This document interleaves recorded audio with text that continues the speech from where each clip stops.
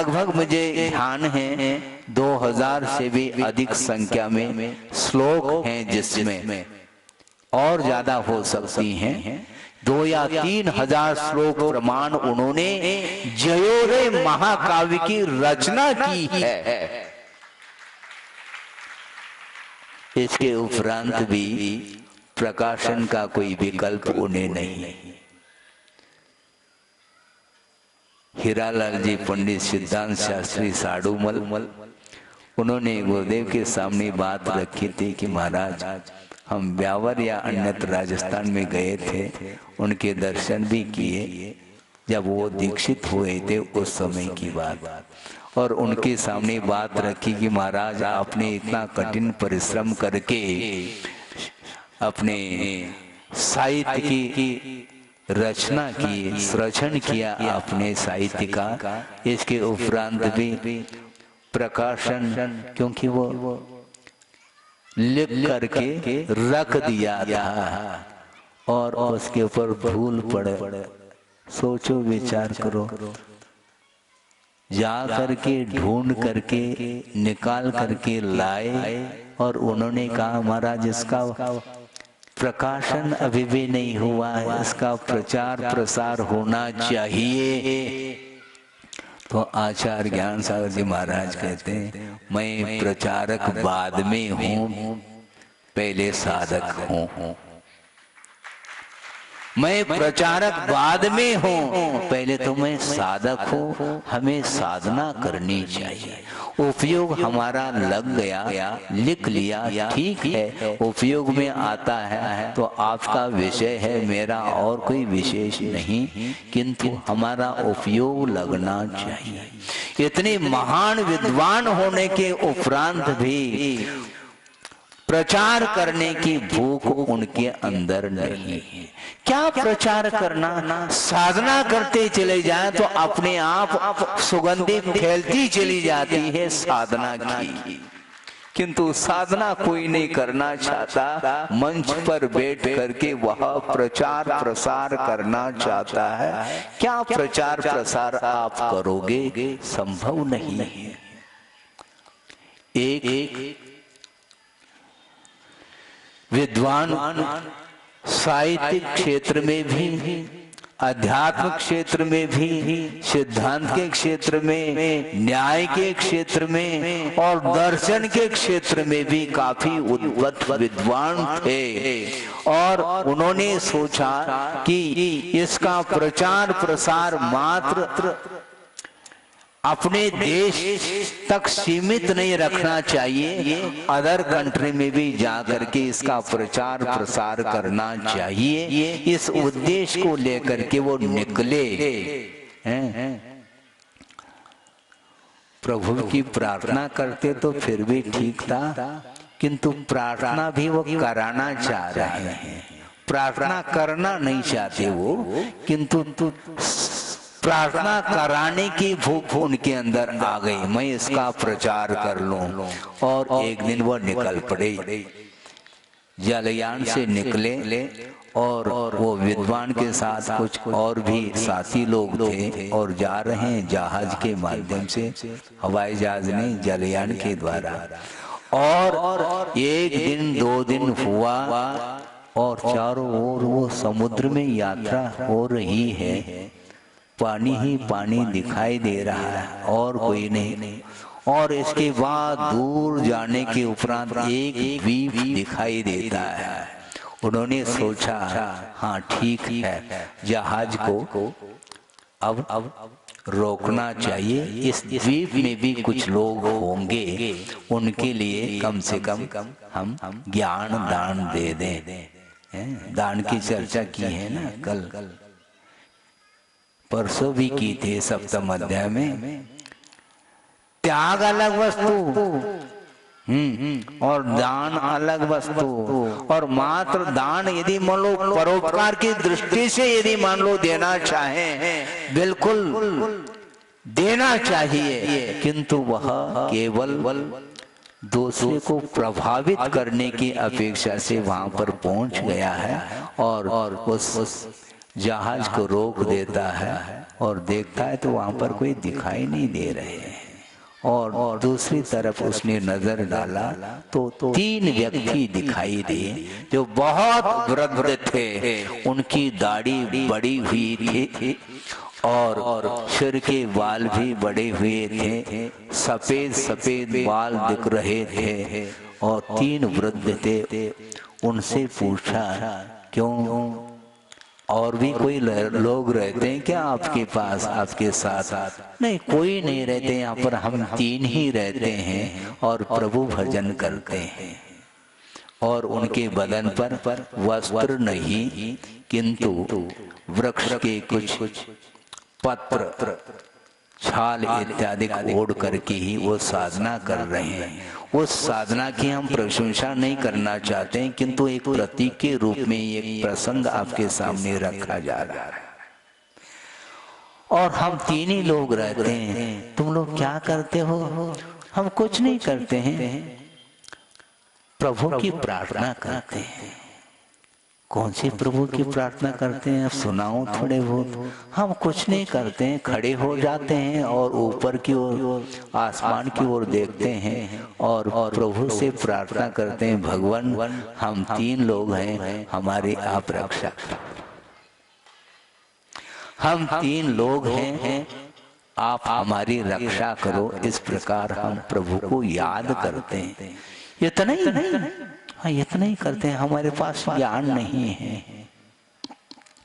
और जो पहुंचे थे प्रचारक, उन्होंने कहा, तुम अभागे हो, तुम्हारा कोई भी भाग्य नहीं, दुर्भाग्य है तुम्हारा, पूरा जीवन निकल गया है, वृद्ध अवस्था आ गई है। वृद्धावस्था में केवल मात्र यही 2 शब्द रट रहे हो, तुम बैठ जाओ, मैं तुम्हें प्रार्थना, प्रभु की प्रार्थना सिखाता हूँ जो बाइबल में लिखी है।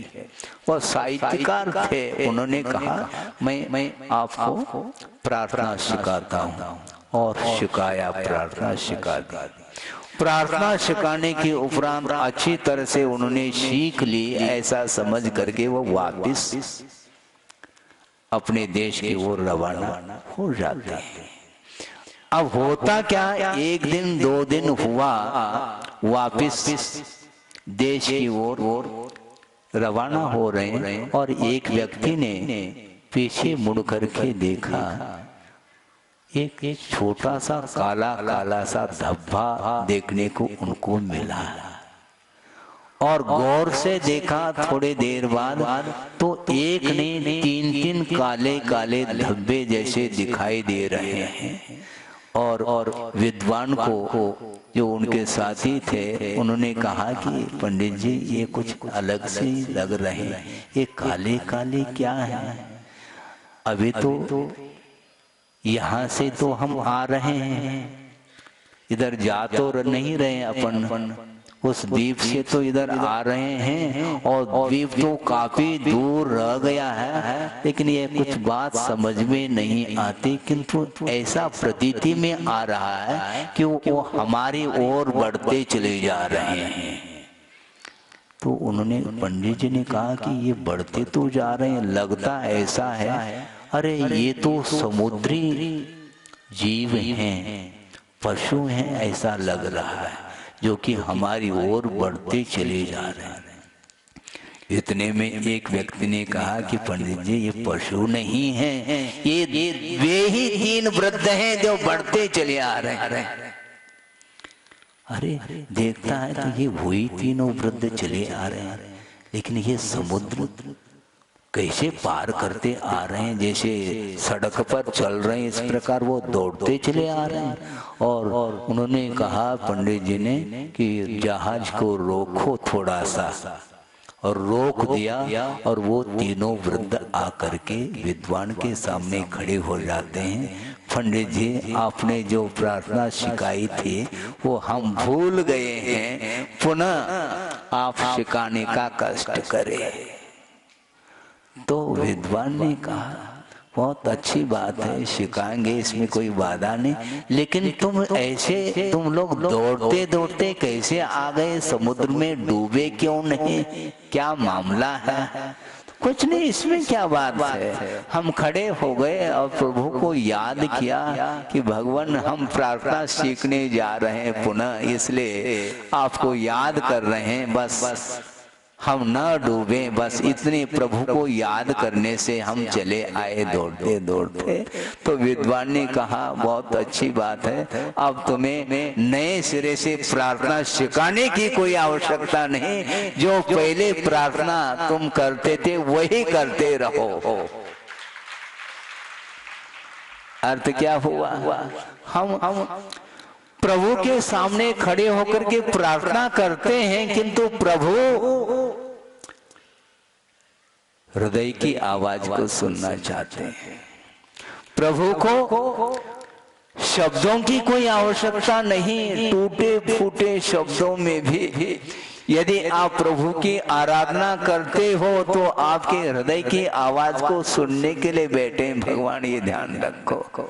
हम प्रचार करना चाहते हैं, साधना करो जिसमें सार है। साधना छोड़ करके संसारी प्राणी वह दूसरे को बताने में लगा हुआ है। महाराज लगभग आधा घंटा से ज्यादा हो गया, आकिंचन धर्म के ऊपर कुछ बोलना है क्या? नहीं है आपको? हाँ बोलना तो है। इसमें आकिंचन धर्म निहित नहीं है क्या केवल ये प्रचार की बात कर रहा हूँ क्या मैं? इसमें भी तो साधना की बात की जा रही है। आकिंचन धर्म बोलते किसको? सारे के सारे 10 प्रकार के परिग्रहों का विमोचन करने के उपरांत भी यदि उन त्यक्त पदार्थ के प्रति यदि मोह अभी भी जागृत है तो उसने परिग्रह को अभी छोड़ा ही नहीं, क्योंकि राग द्वेष के जो भाव है अंतरंग परिग्रह है। अंतरंग परिग्रह का विमोचन करना अपेक्षित है, उसके बिना मुक्ति भूल जाइए आप, क्योंकि इस प्रकार अतीत में बाहरी परिग्रहों का विमोचन किया है, इसके उपरांत भी अंतरंग परिग्रह उसके अंदर भरा हुआ है, इसलिए कषाय समाप्त नहीं हो रहे। कषाय को समाप्त करो, बाकी सारा का सारा श्रम ही होता चला जा रहा है। उचित साधनों को अपनाने की आवश्यकता है। बाधक कारण का अभाव और साधक कारण का सद्भाव तो कार्य का प्रादुर्भाव होता है, ऐसा गुरुदेव ने कहा है। तो साधन क्या है? वस्तुतः जो गुप्ती, समिति, धर्म, अनुप्रेक्षा, परिचय, जय और चारित्र ये ही साधक कारण हैं, और बाधक कारण क्या है? विषय, कषाय, पंचेंद्रिय के विषय और भोग सामग्री, ये सारे बाधक कारण हैं। बाधक कारण का अभाव करो और साधक कारण को अपना करके उसके माध्यम से साधना करना प्रारंभ करते हैं तो निश्चित रूप से साध की उपलब्धि हो सकती है। क्यों हो सकती? महाराज आप संभावना क्यों व्यक्त कर रहे हैं? इसलिए व्यक्त कर रहे हैं, साधना करते हुए भी बीच बीच में बाधक कारण फिर भी उपस्थित होते हैं। इसलिए कर्म का उदय है, मैं क्या करूं ऐसा नहीं कहना, किंतु कर्म का उदय तो हमेशा बना रहेगा, किंतु पुरुषार्थ यदि करेंगे तो निश्चित रूप से कर्म के उदय में भी कर्म बंध से बचा जा सकता है। इसलिए बंध के क्षेत्र में संसारी प्राणी स्वतंत्र है, उदय के क्षेत्र में कथनचित परतंत्र है। उदय में भोगना पड़ता है और उदय में भोगते हुए यदि आप साम्य भाव के साथ भोगते हैं, निश्चित रूप से वह आकिंचन धर्म की आराधना प्रारंभ होती है। आकिंचन जो धर्म है वह साम्य भाव के बिना संभव नहीं, समता के बिना संभव नहीं। विषमता हो, बाहर से बाहरी परिग्रहों का विमोचन करने के उपरांत भी यदि भीतर विषमता पल रही है तो वह बाहरी परिग्रह बाहरी परिग्रह वैसे ही बाहर है, उसका संबंध क्या है आपके साथ? आप कपड़े उतारते हैं और पुनः पहन लेते हैं, उनका संबंध आत्मा के साथ किस किस प्रकार का संबंध है? मात्र संयोग संबंध है, तादाद में संबंध नहीं है उसके साथ, उन वस्त्र परिग्रह इत्यादि के साथ, किंतु एक बाहरी संबंध है और वह स्वामित्व का भी संबंध हो सकता है, होता है। इसलिए जब तक बाह्य वस्तु के प्रति स्वामित्व भाव बना रहता है तब तक वह अकिंचन धर्म भूल जाइए आप। छोड़ने के उपरांत भी पुनः जोड़ने की बात करता है। छोड़ दिया है और छोड़ने के उपरांत भी ज्ञान का अर्जन करता हुआ भी वह बाहरी व्यक्तियों से प्रभावित हो रहा है। दो चार शब्द यदि प्रशंसात्मक मिलते हैं तो भीतर से वो ऐसा लगता है कि हमने पारना कर ली है, पेट भर गया ऐसा लगता है उसका। ये होता है, ये क्रिटिसाइज नहीं, ये हकीकत है, क्रिटिसाइज नहीं है, ये एक्सरसाइज है। हाँ, बिल्कुल ठीक, क्योंकि बाहरी दृष्टि बहिर्दृष्टि इसकी छूटती ही नहीं। लगता है कि इसने सब कुछ छोड़ दिया है, किंतु आचार्य कहते हैं तुमने अभी कुछ छोड़ा नहीं। ये ध्यान रखो, जिन वस्तुओं के प्रति तुम्हारा लगाव है उनको, उस लगाव को छोड़ने का प्रयास करो तो ठीक है। इसलिए उचित साधन चाहिए। एक और प्रसंग आपके सामने रख रहा हूँ, वह बहुत प्रासंगिक है और वह अजमेर का प्रसंग है। आचार्य महाराज अजमेर में थे और उन्होंने ही इस प्रसंग को प्रवचन के दौरान सामने रखा है जनता के सामने। इस कार्यक्रम के पुण्यार्जक हैं स्वर्गीय श्री सवाईलाल जैन जी की 17वीं पुण्य स्मृति पर श्रीमती चिंतामणि सवाईलाल जैन परिवार, कन्नौज, मुंबई।